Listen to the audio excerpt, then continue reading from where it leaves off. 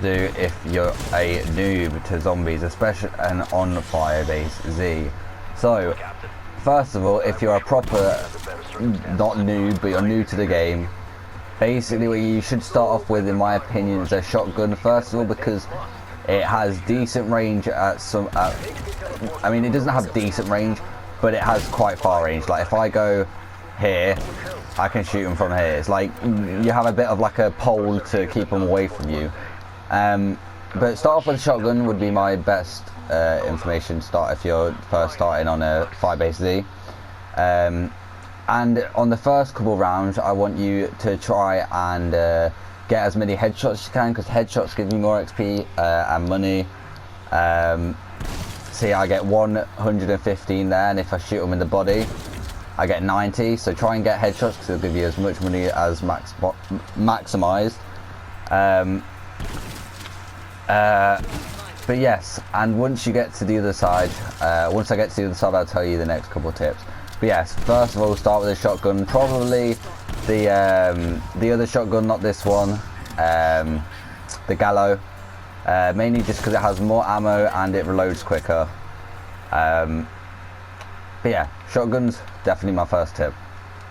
If you have a lot of points, you have a lot of scrap, and you want to upgrade your weapons, on the end of a round, the zombies should stop spawning like completely, and you'll end up with this one zombie. And what you want to do is kind of keep this space between you, so he can't get to you, but that you can get away and but this is what you call just keeping the last zombie alive, just so you have more time to get pack punch, get you sorted out, more perks and stuff like that.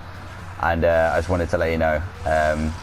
But also, when you have the last zombie, it will start sprinting at you instantly, because it knows it's the last zombie and it wants to keep on your toes, to try and keep you on your toes 24/7.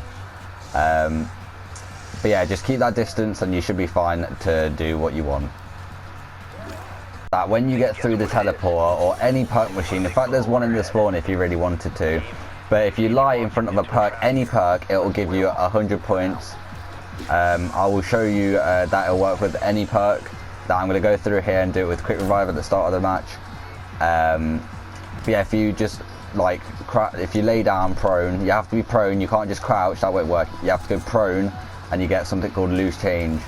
It's always been a thing in zombies, I don't really know why, but it's a thing.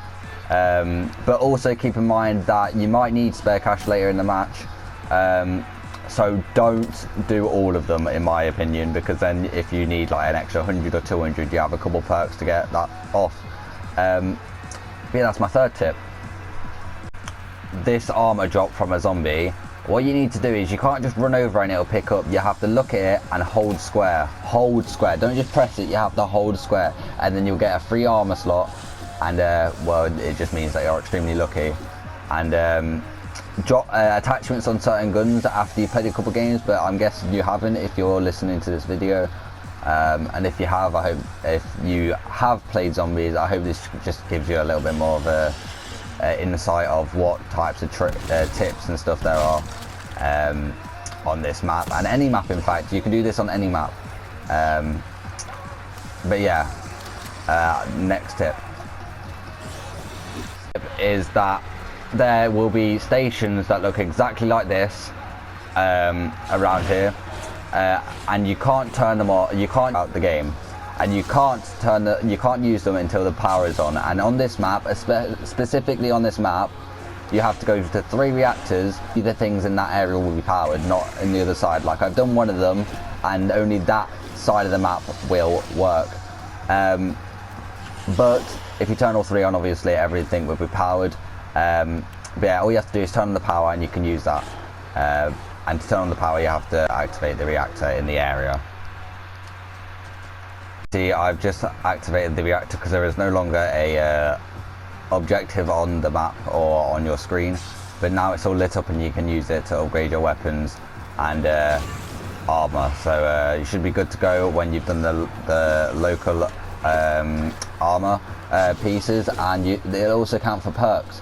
So perks in the area, not that one, that one's not included because that's in the middle of the map and it's always powered. I'm not quite sure, but it always has been. But yeah, only the perks in that area, and specifically in that area, stamina up, is now powered and ready to use, and that will happen with all of the power reactors. Now powered, so you can get the Wonder Fish should be unlocked, and Pack Punch should also be locked. And if you want to figure it out step by step how to unlock Pack Punch, I've done a video on it. I think it might have been yesterday or 2 days ago, but if you want to check that out, please do. And yeah, so that's my, I don't even know, my 7th or 8th tip, and yeah, that what you have to do is just go around, power the place, and then once you got it, everything in the spawn and everything over here should be powered and ready to go and use. And also keep an eye on your scrap and your big scrap, which is the one on the right, and the middle one is the little scrap. And because even though in the body armor it says, let's say we get it up to blue rarity, and then to turn it to purple rarity we need 250. You may think it's little scrap, but the icon's actually big scrap, the one on the right. But once you have that, you should be able to like level up your stuff, and just don't get confused between the little scrap and the big scrap. And my other tip is that if you are trying to survive a bit longer and you're a bit more advanced in zombies, just try to train them. And what training means is if you run around in circles, they should all just bunch up. Just the one thing you need to keep an eye on is just how close they are and whereabouts all the zombies are coming from, because once you kill a zombie, another one will be coming from a different direction, because there has to be a certain amount of zombies in one area. But this only happens after like round 10 or so, because the amount of zombies you have up until round 10 don't go past the zombie capacity on the map. So if I kill all these, the round will end, but in a couple more rounds what will happen is I'll kill one and another one will spawn. That's just because gradually the zombies get more and more compact, and yeah, the base is just keep an eye out where, if you're trying this technique, where all the zombies are. But yeah, I hope you like this video. Like, subscribe, smack that subscribe button and hit the notification bell, and I hope you enjoyed this video, and keep up on the uploads I've been doing recently, because for some reason recently I've decided to just focus on YouTube. And I mean, I'm not really focused on YouTube, I'm just doing it as a hobby because I'm enjoying it at the moment. But I hope you guys are too, and well, yeah, hope this helped you, and peace.